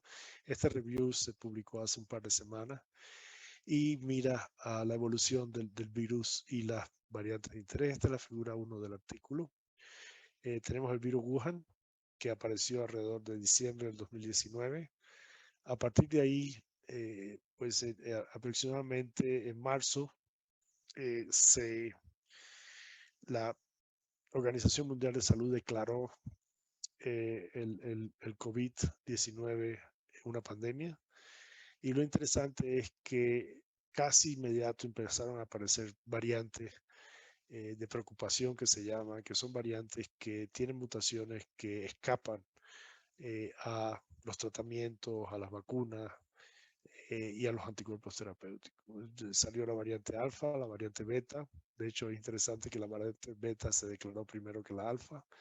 La delta, que fue un problema muy serio de una de las olas, la variante gamma, y bueno, pues hubo un desconecte. Aquí empezaron las vacunas, empezó la vacunación, y en noviembre del año pasado apareció la variante Omicron, que básicamente neutralizó a todos los anticuerpos terapéuticos que habían aprobado la FDA y la EMA. En la parte de abajo tenemos cuándo se aprueban los anticuerpos, es decir, el primer cóctel de anticuerpos se aprobó aproximadamente en noviembre del año 2020. Las primeras vacunas, de hecho, se aprobaron 2 o 3 meses después. El otro cóctel, este es de Regeneron, este es de una compañía que se llama Lilly, el Lilly Company, aprobó otro cóctel. Después salió otro anticuerpo de otra compañía. En total hay 9 anticuerpos anti-SARS-CoV-2 que se han aprobado durante la pandemia para tratamiento. Como les decía, lo interesante es que si uno mira los 9 anticuerpos, algunos en cócteles, es decir, un cóctel, 2 cócteles, 3 cócteles y 3 anticuerpos monoterápicos o monoterapia, son 7 medicamentos diferentes. Aquí tengo en este eje las variantes de preocupación alfa, beta, gamma, delta y omicron. Verde quiere decir que el anticuerpo neutraliza perfectamente in vitro el virus. El primer cóctel, cuando llegó el omicron, el rojo quiere decir que perdió su capacidad neutralizante. El primer cóctel, cuando llegó el omicron, se perdió, es decir, ya no sirve este cóctel. El segundo cóctel, que es el de Eli Lilly, pues prácticamente con la beta desapareció su posibilidad de neutralización. Sotracimab ha perdido, nunca fue gran cosa, pero ha perdido neutralización con la Omicron. De hecho, con las otras variantes que no están representadas aquí, la B4 y la B5, pues también pierde su neutralización. El otro anticuerpo, pues también perdió neutralización. Para no hacer la historia larguísima, pues el único anticuerpo que queda en pie, este anticuerpo que se llama Bebtelovimab. Este anticuerpo, que fue el último que se hizo incluso en mente con la variante Omicron y todavía está en pie. Interesantemente, hoy estaba conversando porque queremos comparar nuestros anticuerpos contra este anticuerpo. No se vende en México. Es decir, que a pesar de que pues neutraliza todas las variantes, la población mexicana no tiene acceso a este anticuerpo. Las razones, pues no me pregunten cuáles son, si es que no vale la pena comprarlo o es muy caro, no lo sé las razones, pero realmente no se puede comprar en México. Entonces, bueno, esta es la situación que tenemos. Nosotros empezamos a trabajar con SARS desde el principio. En nuestra librería hicimos varios anticuerpos, algunos perdieron eficacia frente a la Delta, por ejemplo, otros frente a la Omicron. Y en noviembre del año pasado, cuando surge la variante Omicron, estábamos trabajando en esto y de manera inmediata le dijimos pues aquí a los estudiantes y a los científicos de aquí de UDIVI de ver todos los anticuerpos que estaban en el refrigerador, a ver cuál interactuaba contra todas las variantes.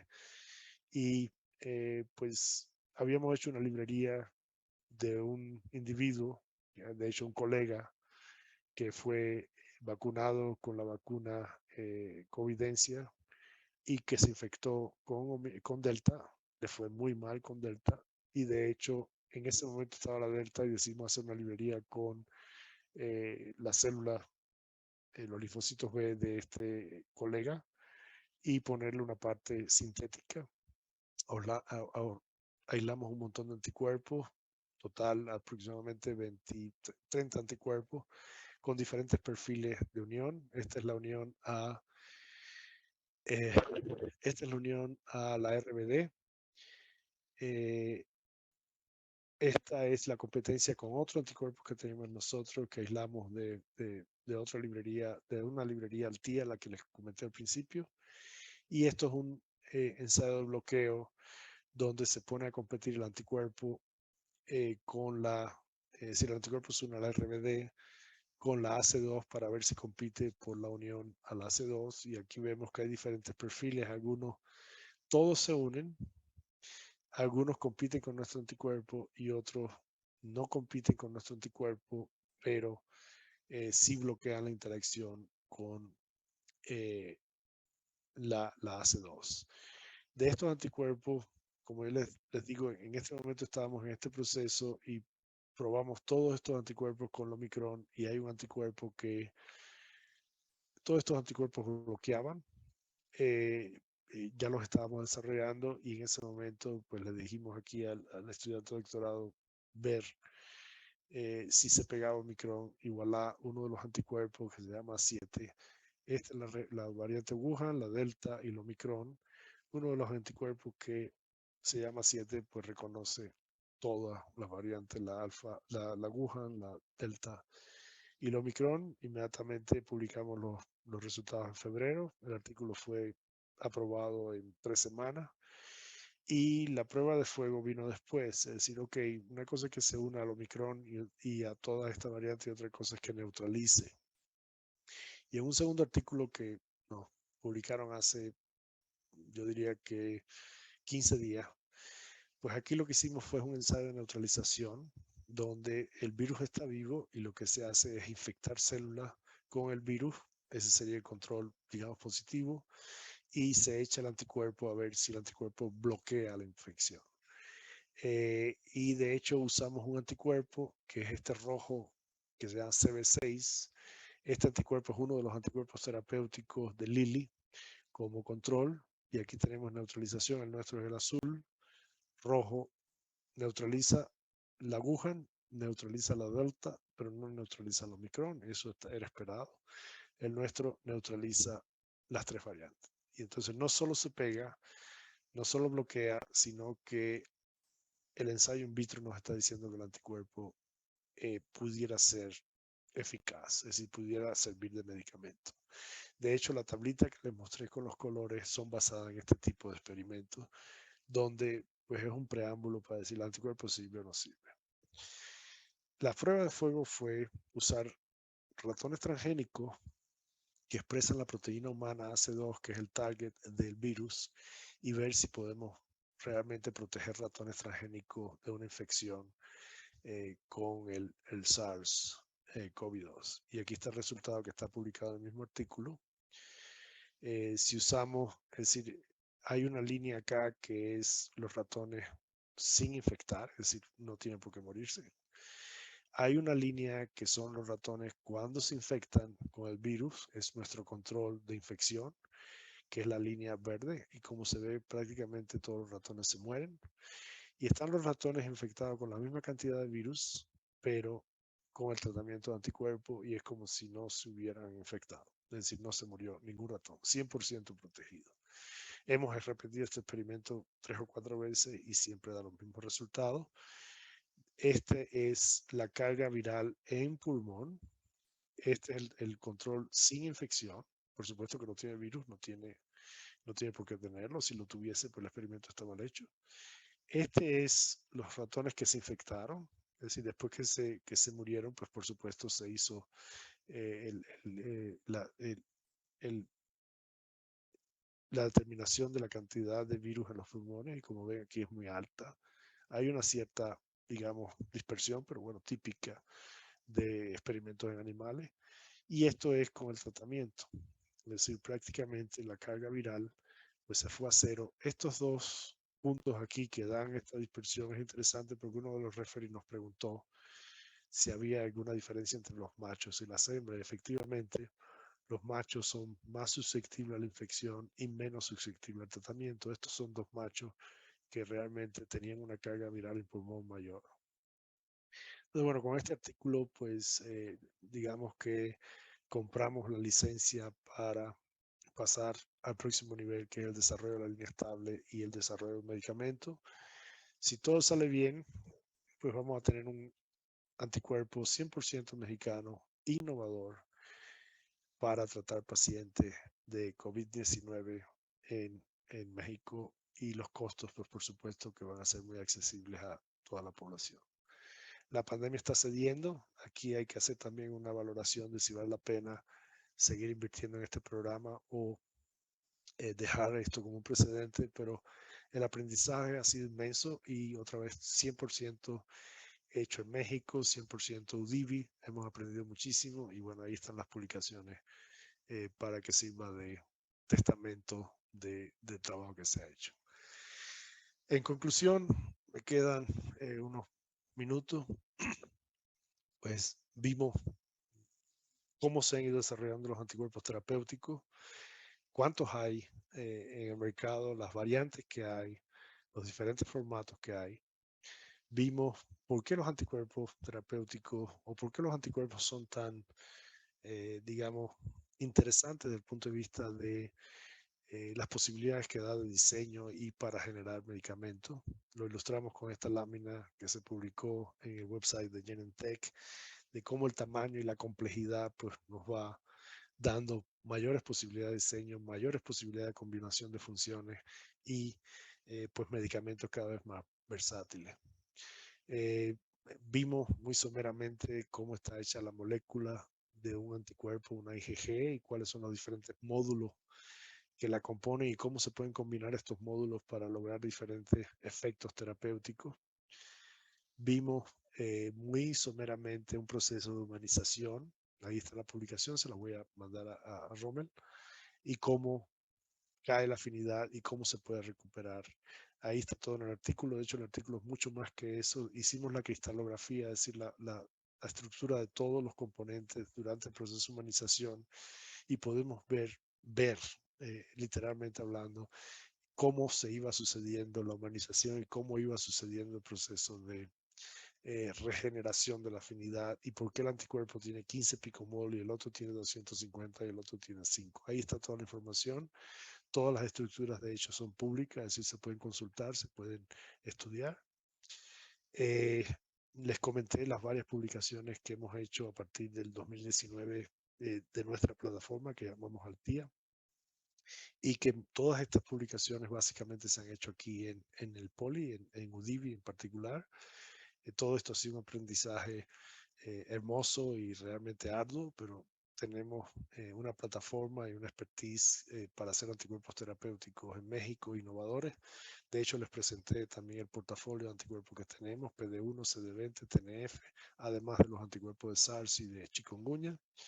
Les presenté muy someramente el artículo de chikungunya, cómo se hizo el aislamiento del virus, la caracterización del virus y la obtención de anticuerpos muy, digamos, potentes contra el virus que sirven de diagnóstico. Estos anticuerpos no son neutralizantes, por lo tanto no se pueden, digamos, generar terapéuticos a partir de ellos, pero desde el punto de vista diagnóstico son muy valiosos. Y finalmente, pues, los dos artículos recientes que hemos publicado de SARS, partiendo prácticamente de cero, y llevando un anticuerpo hasta los, digamos, el preámbulo de la clínica. Ahora, como les dije, pues hace falta inversión, porque pues la línea estable cuesta unos cuantos millones de dólares. Estamos buscando inversionistas, pero pues digamos, dicho sea de paso, en México no hay precedentes de un fase 1 en el caso de terapéuticos, de bioterapéuticos. Es decir, que si logramos pasar esa barrera, esto en coordinación con la COFEPRIS y con otros elementos digamos, del ecosistema de medicamentos en México, si logramos romper esa barrera, pues esto va a ser un logro sin precedentes, y por supuesto el beneficio para los pacientes y la población mexicana va a ser realmente impresionante desde mi punto de vista. Entonces, con esto pues detengo la presentación. Me he sentido un poco solo porque pues ha habido un par de preguntas, pero no mucha interacción. Y entonces pues los invito a, si tienen alguna pregunta, pues adelante. Doctor, quisiera saber si desde su punto de vista las técnicas que de las que nos habló para la producción de anticuerpos, ¿cuál de ellas pudiera ser aplicable desde el punto de vista quizás académico y de investigación? ¿Y cuál de ellas para montar pues una empresa piloto de producción de anticuerpos para el efecto, para... Bueno, todas estas técnicas pueden aplicarse de manera, digamos, en investigación. Hay algunas que son más caras que otras.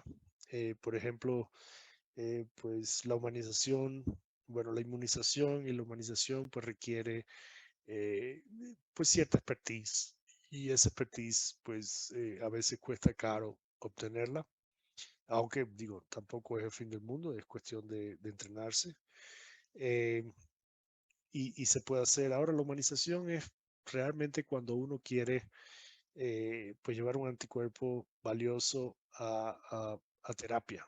De otra manera no se justifica, porque pues uno puede hacer investigación con anticuerpos, incluso en modelos animales, y no necesita humanizarlo. Entonces, pues, si uno está haciendo investigación de que hay un target interesante y quiero ver si mi anticuerpo pues produce un efecto terapéutico y tal, ahí ni siquiera hay que humanizar el anticuerpo. Entonces, desde ese punto de vista, pues la inmunización pues, puede ser muy efectiva. Si lo vas a llevar a la terapia, pues tienes que hacer humanización.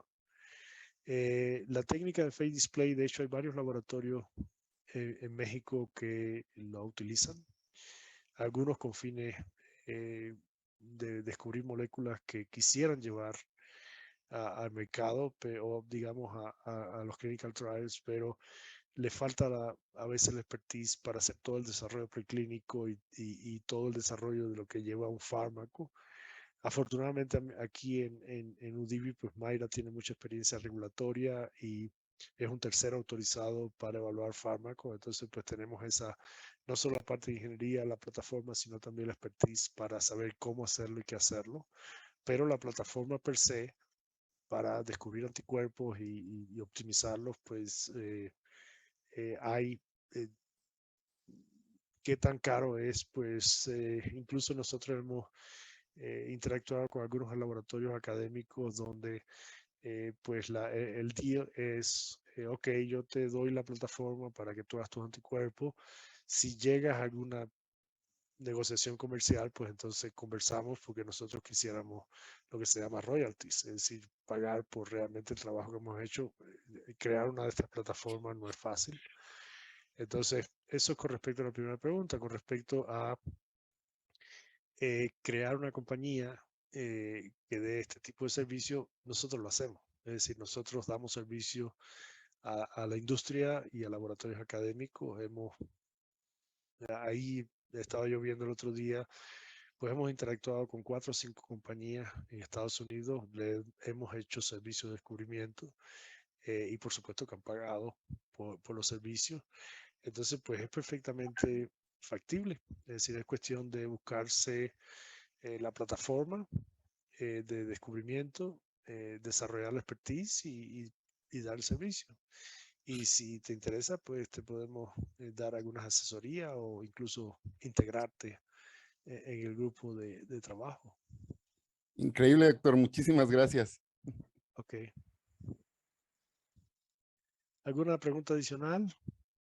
Sí, yo, doctor. Sí. ¿Por qué no prenden sus cámaras? Es mucho más.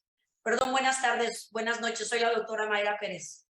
Ya estoy aquí de metiche, pero sí me gustaría que los que pudieran prendieran sus cámaras para conocer sus expresiones, sus caras y poder tener una interacción más cercana. Gracias.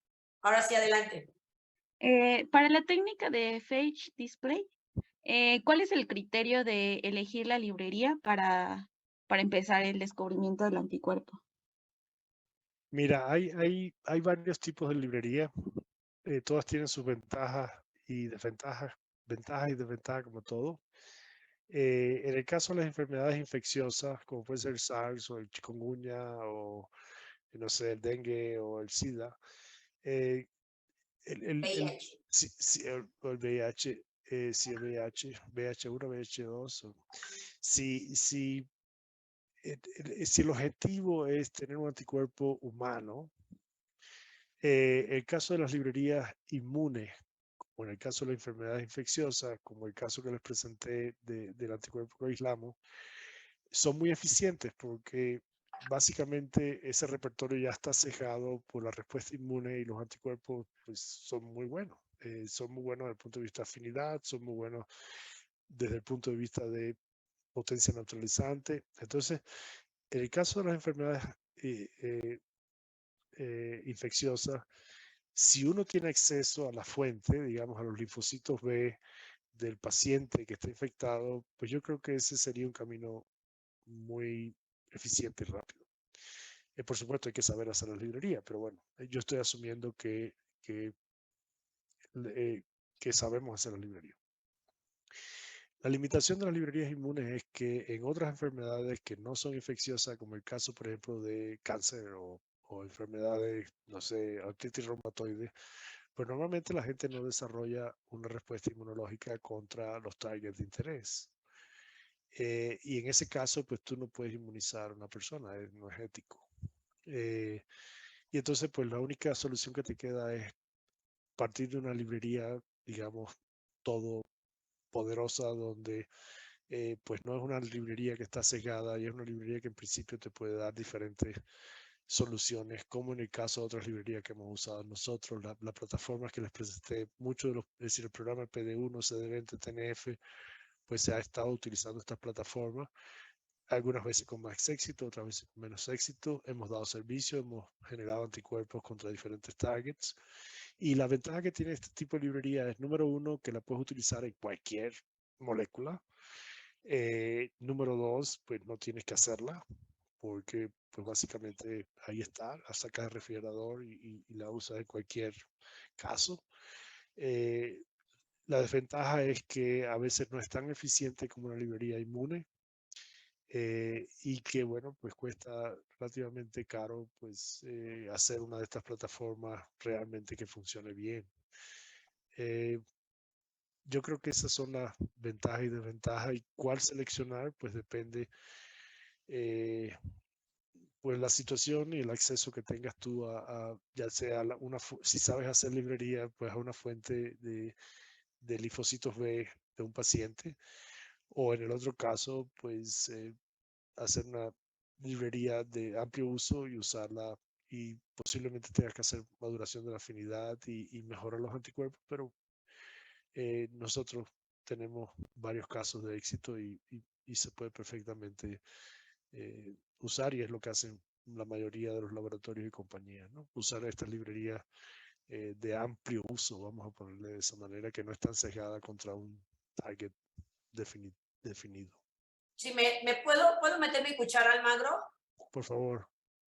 Fíjense que hace algunos años, cuando nosotros empezamos con el tema de generación de las bibliotecas para poder encontrar anticuerpos, en México nos encontramos con varios escépticos. Y esa es una anécdota muy, pues muy interesante, porque aún generando bibliotecas o librerías de no inmunes, ¿sí?